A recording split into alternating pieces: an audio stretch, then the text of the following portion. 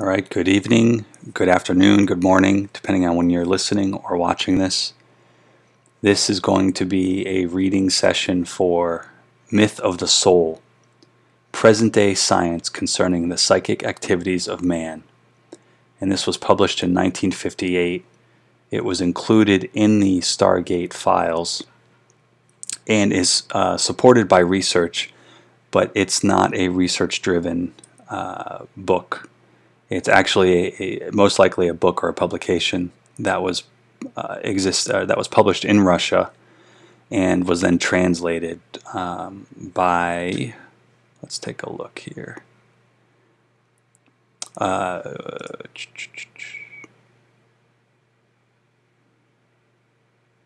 Or distributed by the Office of Technical Services, U.S. Department of Commerce, U.S. Joint Publications Research Service, 42nd Street, New York. This book is a photocopy, or what I'm reading, this PDF, is a photocopy of a book, and it contains a lot of digital artifacts on it, like spots and blotches, and in some cases there are characters missing. So please be patient with the reading as I stumble through some of the, trying to visually both read forward and decide whether or not it's an E or an A or things like that. But I will then be separating this into individual chapters. So 1, 2, 3, 4, 5, 6, 7, 8, 9, 10, 11 videos at 143 pages. And each video will not contain an introduction. It'll just start off so that when the playlist is initiated on YouTube, you can just let it go on continuous play if you choose to listen to me read it off. Otherwise, please go and download the document for yourself, check it out, and obviously check out a lot of the other documents that I've read off already. Alright, so let's begin with the foreword. And again, this will be a separate video once the foreword is done, so it's 6 pages. And then we'll do the introduction and so forth. For many years, religion and common sense have been implacable enemies. Where religion spoke of the intervention of the divine forces, common sense pointed to the dependence of observed phenomena on the forces of nature and on the natural course of events in the outside world. Where religion threatened with punishment in the other world, common sense spoke of the impossibility of the existence of such a world and on the continuous process of birth and death on earth. This is why even in ancient times, parallel with religious fanaticism and the perilous influence of religious prejudices, skepticism and an aesthetic attitude to various religious teachings grew and acquired strength. Where then did this unbelief originate, and what did it feed on? The answer lies in the very essence of human nature and in the forms of cognition of the surrounding world by man. Even as far back as during the epoch of the primary manifestations of life on the terrestrial globe, organisms were able to survive only on condition that they reflected in some way in their still primitive constructed protoplasms the continuous effect of the external inorganic forces. With the passage of time, the entire development of life on Earth was subordinated to the universal law of dependence on the external environment. In their structure and functions, the organisms had to reflect accurately the requirements of the inorganic world. Even the first sparks of psychic activity in primitive man had to be inevitably subordinated to this law of dependence of the organism and its nervous activity on external conditions, and to adjust themselves to the surrounding world. This is precisely the reason why the human brain and the forms of its relationship with the surrounding world had to follow the natural causative associations which existed also in the external world. The inorganic nature constantly influenced as it's continuing to influence the organism. Light, sound, heat and cold, mechanical action, chemical reaction, pulverization of substances in the atmosphere, etc., contributed to the evolution of the organisms which in their persistent struggle for existence developed with them and perfected the ability to capture, these external energies and to adjust themselves to them accordingly in their daily behavior. Thus, in the span of millions of years, eyes, ears, gustatory organs, and olfactory apparatus in most diverse variations were created. The question arises, can a highly developed organism at the present stage avoid reflecting the actual material world and the causative associations of events which are taking place in it? No, it cannot. It must follow these causative associations. Thus already in primitive man, this common sense appeared which represented the reflection of the laws of the external material world in the mental processes. The appearance of unbelief and atheism at all stages of human civilization is due in fact to common sense. Thought, which has developed in man on the basis of causative associations existing in the material world, always had a tendency to deny anything which lies outside these causative associations. I. P. Pavlov said, quote, "A true active mind, in its strict natural and scientific conception of life, in its complete entity without the minute's reminder, sees in it only the acknowledgement of the effect of the basis condition of everything in existence, the law of causation. All above mentioned must lead us to the conclusion that the integral property of the human mind is its reflection of the causative associations of the entire material world.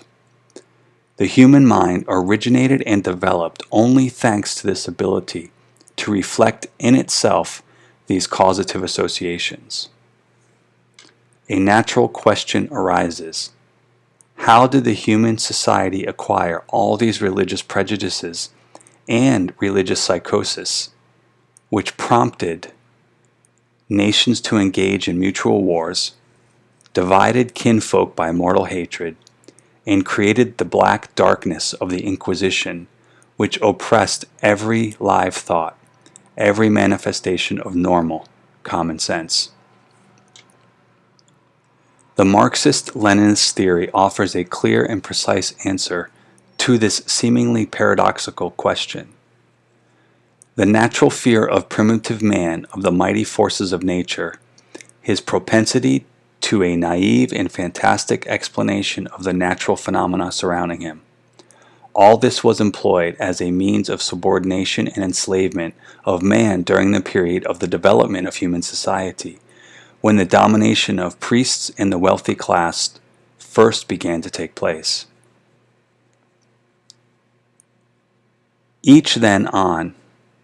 From then on, religion never ceased to serve as a powerful means of spiritual subjugation of the masses of people, an influence so powerful that even the common sense of an educated person at time was paralyzed.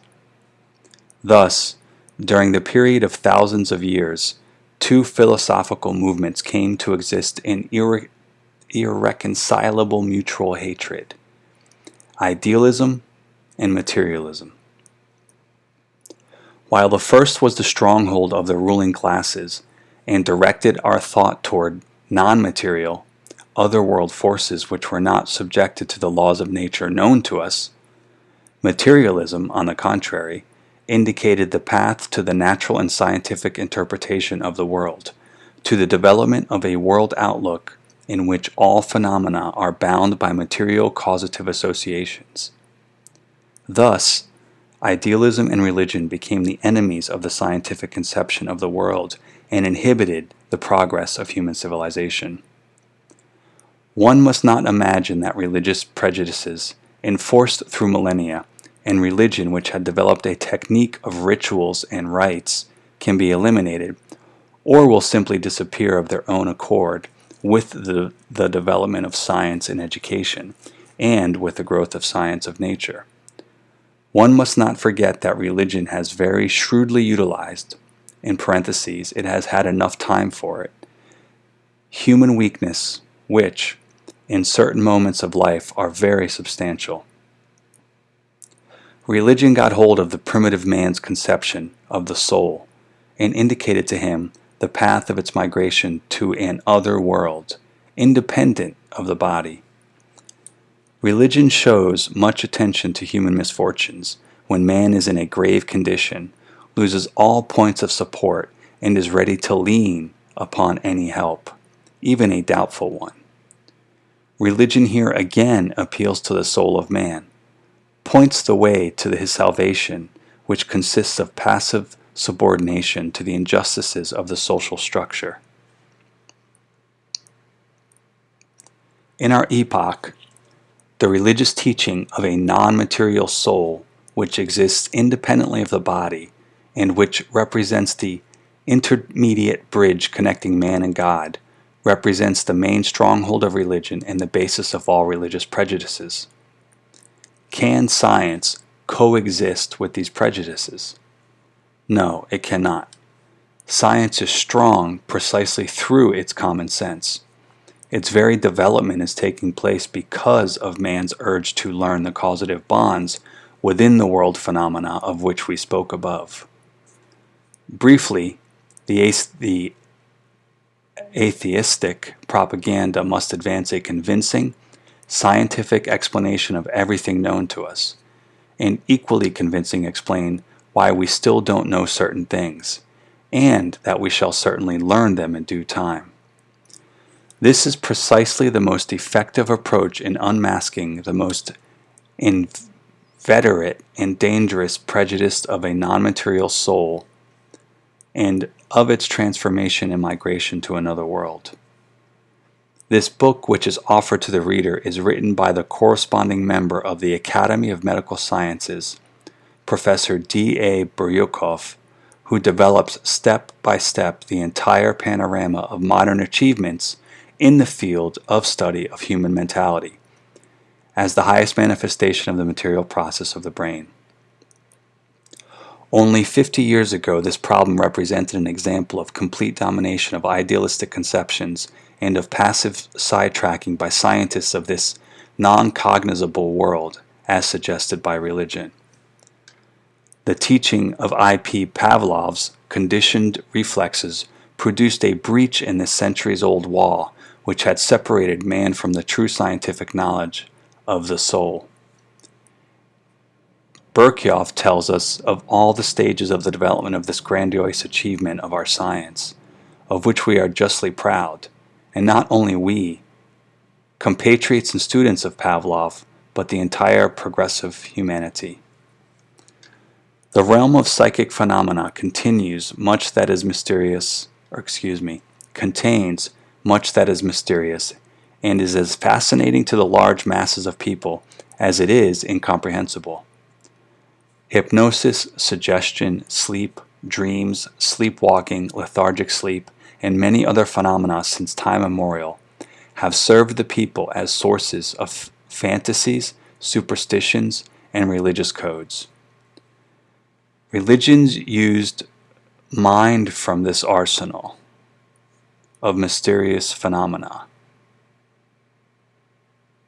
That's a little bit of a typo. It's washed out.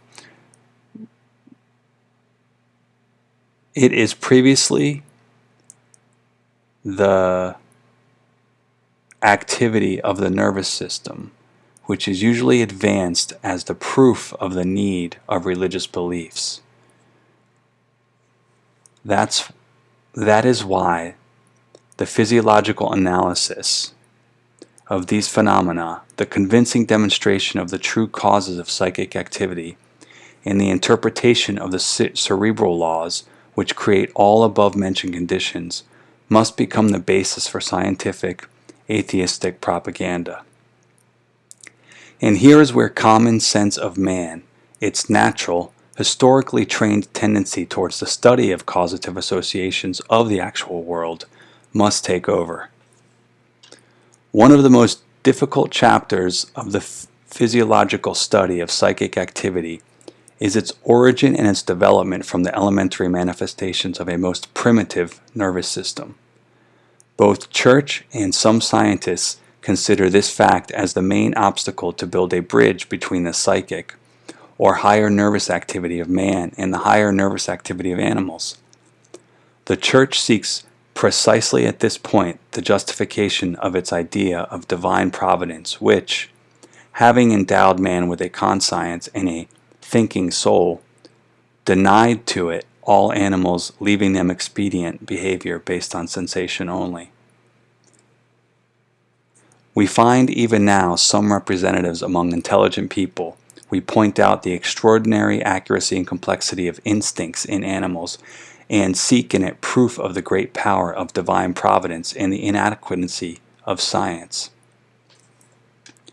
In order to scatter the cloud which envelops this problem and aid in the understanding of the natural and scientific essence of the instincts, we must elicit the true mechanisms which govern instinctive acts, show the ways of their development and their dependence on the peculiarities of the external conditions of life. It was not by accident that instinct, as a special form of the expedient adjustment of animals to the external conditions, served religion as proof of the existence of divine providence. The philosophy of Stoics, the idealistic world conception of the Platonists, etc., considered instinct as the stronghold of religious dogmatism. It was particularly stressed in the Middle Ages.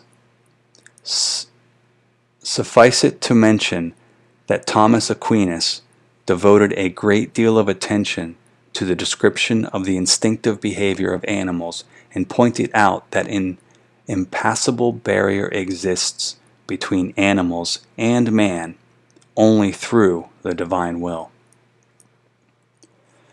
The German philosopher and educator Ramirez wrote in the foreword to his interesting book on the technical instincts of animals in the 18th century, quote, "In the most important varieties of the natural religion, I attempted to show the special designs of God in the animal kingdom, in certain varieties of animal psychic instincts."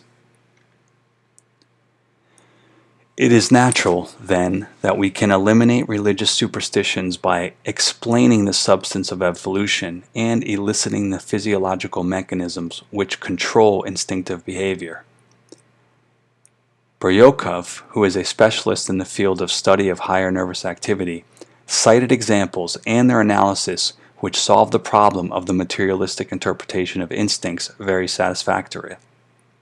True, there are gaps in our knowledge in such an extensive field as the physiological of the higher nervous system in all its stages and forms, from a mollusk to a thinking human being. However, they must not make us lose courage. On the contrary, they must instill in us enthusiasm and energy for further investigations on a strictly materialistic basis. The book of Bryukov is permeated with this enthusiasm and faith in the power of scientific knowledge of nature, and the reader will entertain no doubt that the unsolved problems too will be solved in due time with the same accuracy and persuasiveness with which the basic aspects of the teaching of I.P. Pavlov of the higher nervous activity in animals and man have been described. The book of Bryukov is enjoying definite success, judging by the letters and by the critical reviews. Let us hope that other Soviet scientists, too, will contribute to the noble deed of disseminating natural science teachings which are incompatible in principle with superstitions and religious prejudices.